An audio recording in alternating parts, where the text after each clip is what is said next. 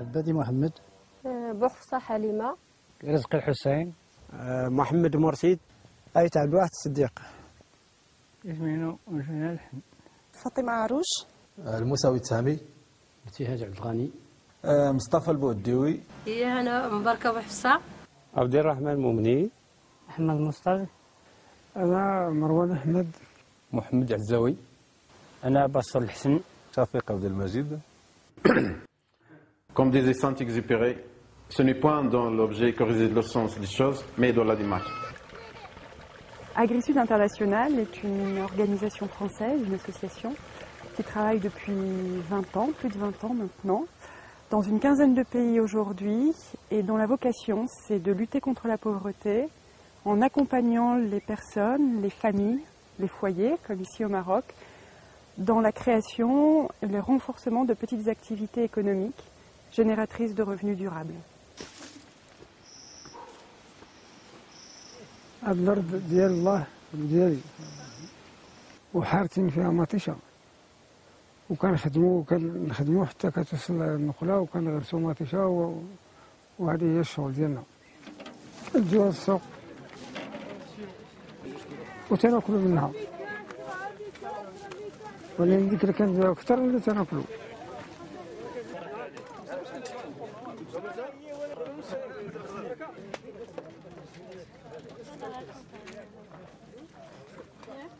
هو كاين تحسينات مثلا في المجال ديال مثلا حسب التقنيه كيفاش كنا تنحرثوا دوك مثلا في الاغلبيه ولا تيحرث بالخط وعلى حسب لي سباس وتتقلب واحد الكاليتي في الزريعه. هذيك الوقت كان فعلا تيحرثوا الناس، ولكن ديك الوقت كانت الارض زوينه، ولكن دابا الارض ولات عيا شويه الا ما خدمتيش معاها في التقنيه وداك الشيء مزيان ما عاد تعطيك والو.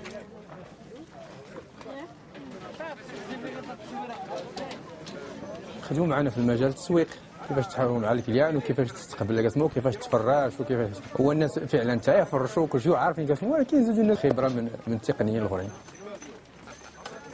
تنديروا بعض الادويه هي الادويه طبيعيه بحال مثلا تنداويو بالثومه والفلفله وسكنجبير. الثومه هي تحتوي على واحد القدر كبير ديال الكبريت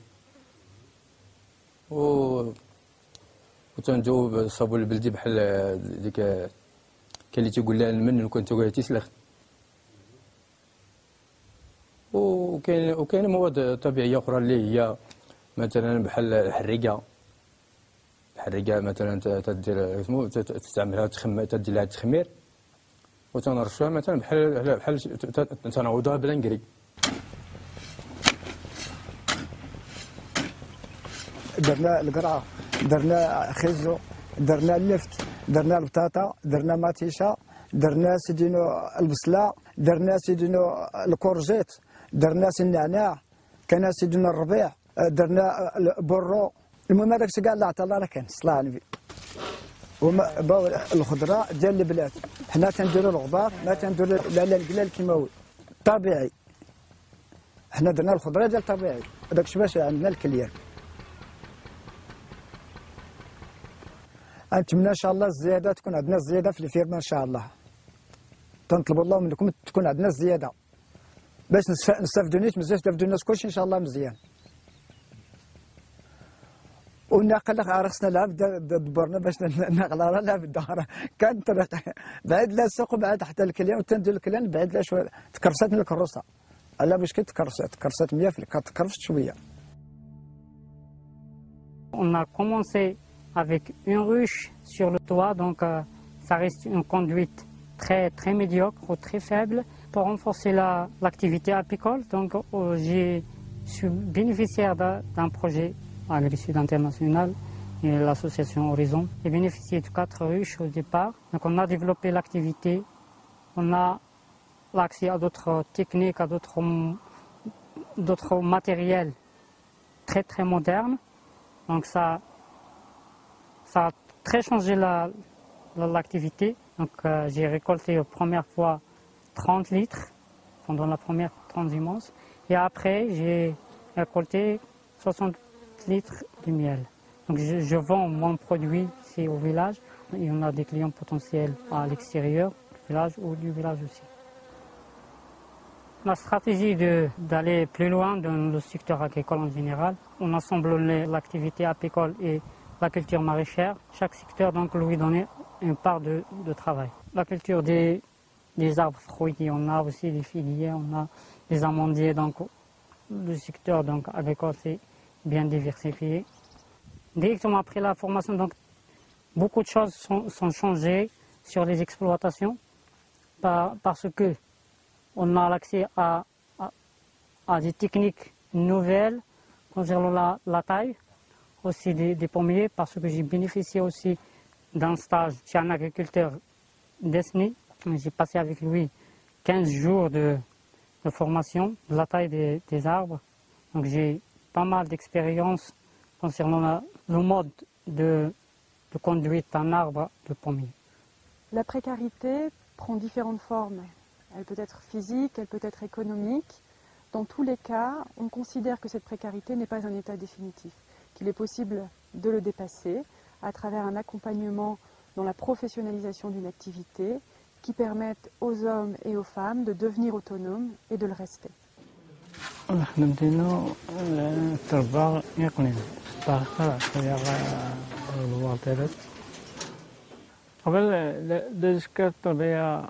العشوائية المهم التقليدية الأنساسية وغير ما يتمسح الحفرنا التقال المهم المنتوج ولا بزاف يتيلي هذا نكون المهم نغل الطريقة دست الطربة نقلن المشكلة من الطريقة المعتمدة لاستخدام المربيين خاطر شوية المهم الرقم اللي قانا ما يسمش خاصة الإنتاج نتاع الأقل 150 نقنين الفطار الإنتاج لمدة 3 شهور. هذا نكر المهم الصباح أول حاجة تكار عندي التاوي غامان للتقوى خصطابلو ما نتا قربنا يارو ما نتا يرانا أيزري زريخ من بعد هذاك المكلف غامان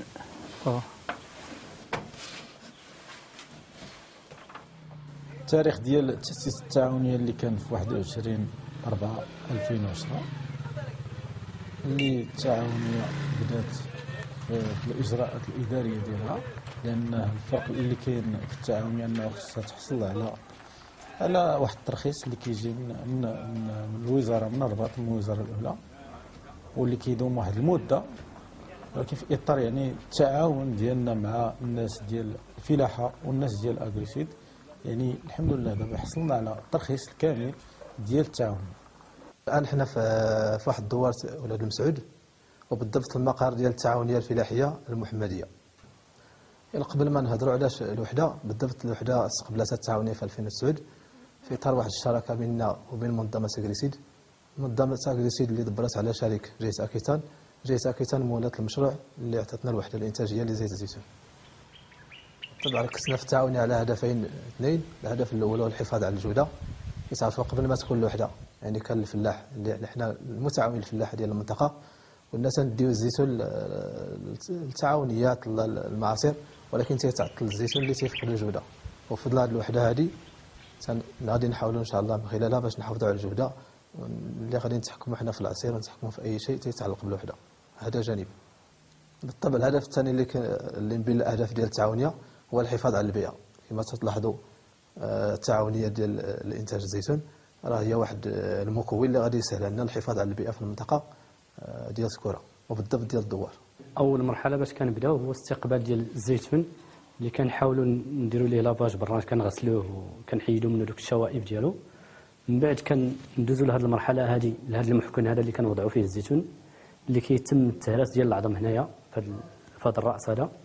ومن بعد ملي كيتهرس العظم كيدوز الخليط لهنايا اللي كيتخلط بواسطه الماء السخون، لان كاين واحد لا بومبليت ديال الماء السخون اللي كيتحول كيولي واحد الخليط ساهل باش يكون داك الفرز ما بين الزيت والزيتون. ملي كيدوز هذا الخليط لهنايا اللي كيتم هنايا كيتم داك الفرز ما بين الزيت ودوك الشوائب ديالها اللي كيتسمى الفيطور والمرجان اللي كيخرج كنقدموه لبرا للتهريج، كيخرج للتهريج، والزيت كتحول عندنا هنا كنا بواسطه هاد البومبا هادي اللي كتعطينا هنايا الزيت، والمسائل الاخرى كتخرج بهاد البومبا هادي كتخرج لبرا. وهنا اليوم كنتواجدوا في واحد الحقل اللي عندنا فيه شجره الزيتون اللي خصنا نعتنيو بها، نعطيوها واحد تغذيه مزيانه، نزبروها، نعطيوها واحد تغذيه بالغبار ماشي المواد الكيماويه حيدنا عليها. كنا في واحد الوقت كنديروا المواد الكيماويه، ولكن دابا اليوم اللي تكوننا بفضل ديال التكوينات خصنا نزبروا الشجره، نعطيوها المواد العضويه ديالها اللي تقدر تعطيها واحد المنتوج مزيان باش نوصلوا لواحد الجوده اللي كتقلب عليها السوق اليوم في هذا الوقت. كنمارسوا حنا الشجره ديالنا، كنعطيوها واحد العنايه ديال الزبير. ملي كنساليو الزبير كيجي الوقت ديال الادويه، كنديروا واحد التريتمون ديال الدواء اللي هو صابون البلدي وشويه الزيت شويه ديال الكول، وكنعطيو للشجره على حسب البيئه باش ما نلوثوها. Et toutes ces techniques-là qu'on essaye de leur faire apprendre en formation, elles sont toujours et elles visent essentiellement la préservation des ressources naturelles sur lesquelles ces exploitations peuvent s'améliorer et exister et durer. La durabilité, elle va passer au niveau technique par l'application de pratiques qui vont respecter les ressources naturelles, eau, sol, agrobiodiversité notamment, ressources naturelles qui constituent le potentiel productif de l'exploitation. C'est donc important de le préserver. La durabilité, elle va passer également aussi à travers la recherche de marchés stables qui permet d'écouler régulièrement les produits issus des exploitations. Et la durabilité, elle passe aussi par l'insertion des très petites entreprises dans leur environnement professionnel, c'est-à-dire la mise en place de relations entre ces très petites entreprises pour la mutualisation d'un service, par exemple, comme le cas de la coopérative Ouled Massaoud. Et ça passe également par la mise en relation entre ces très petites entreprises et les services agricoles marocains, qui permettent d'assurer du conseil dans la durée pour la gestion de ces activités.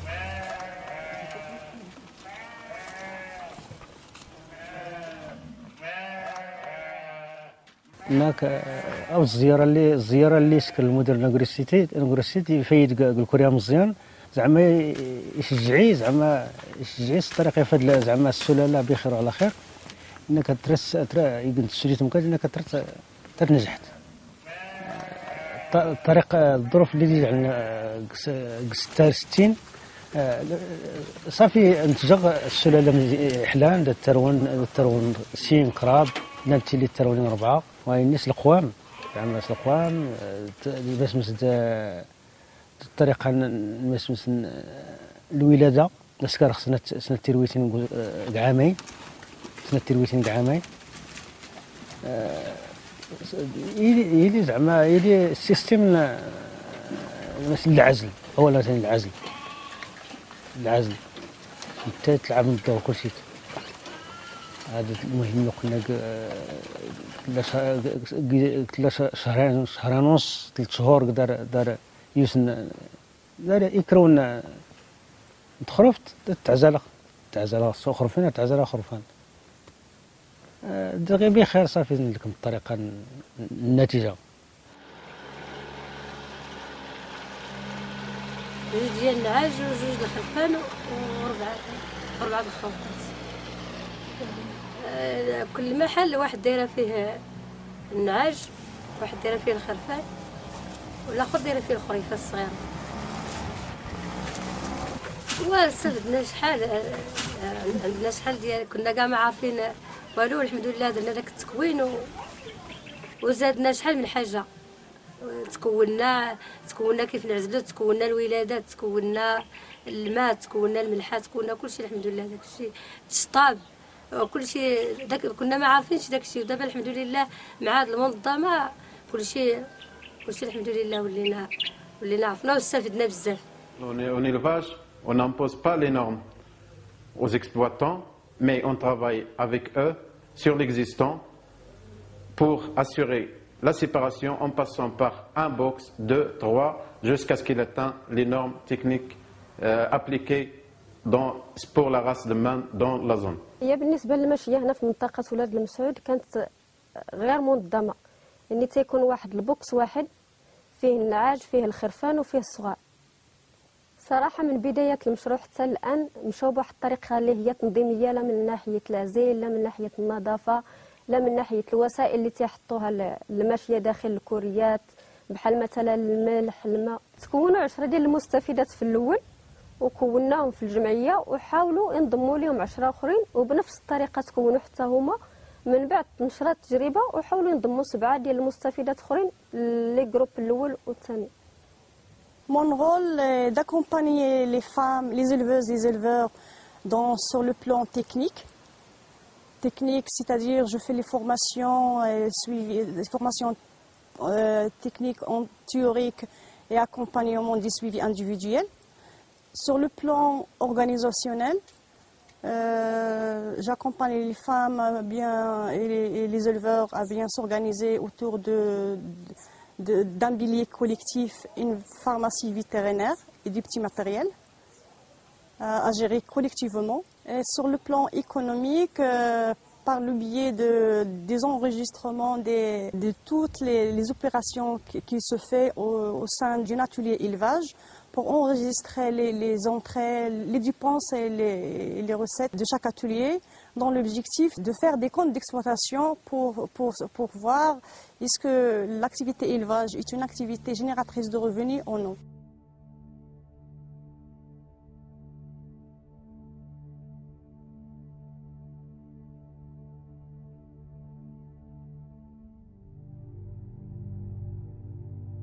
Je suis président et fondateur de l'association Corps de Palmiers pour le développement rural.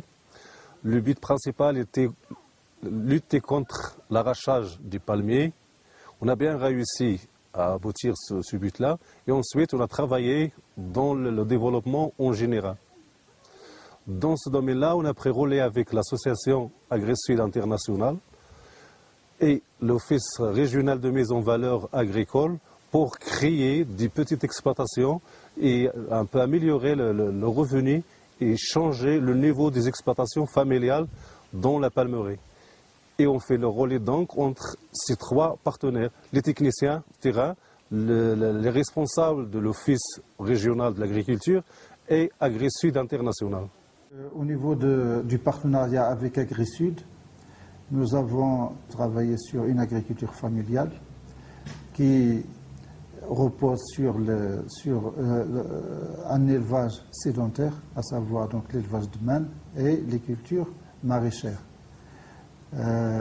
L'objectif de ce partenariat est de développer une agriculture familiale, donc durable, et qui vise à améliorer donc le revenu des exploitations agricoles. Notre métier consiste à 90% à renforcer les compétences des personnes. Ces compétences, une fois renforcées, une fois maîtrisées, l'accompagnement régulier va cesser. Bien évidemment, des contacts sont toujours possibles avec les producteurs, avec les éleveurs, avec les éleveuses, des contacts beaucoup plus ponctuels. Au Maroc, on note que 89% des très petites entreprises qui ne sont plus dans le processus d'accompagnement régulier sont toujours en activité ou ont développé cette activité ou ces activités plusieurs années après la fin des appuis réguliers. Ce résultat, cette réussite, c'est lié à la méthodologie qui est mise en œuvre, mais c'est surtout lié au travail en collaboration, en bonne intelligence entre les différents acteurs. Ces différents acteurs, ce sont les producteurs, les éleveurs, les éleveuses, ce sont les associations des villages, ce sont les associations marocaines partenaires d'AgriSud et les services agricoles marocains. C'est la synergie et le travail en collaboration entre ces différents acteurs qui est garant de la réussite.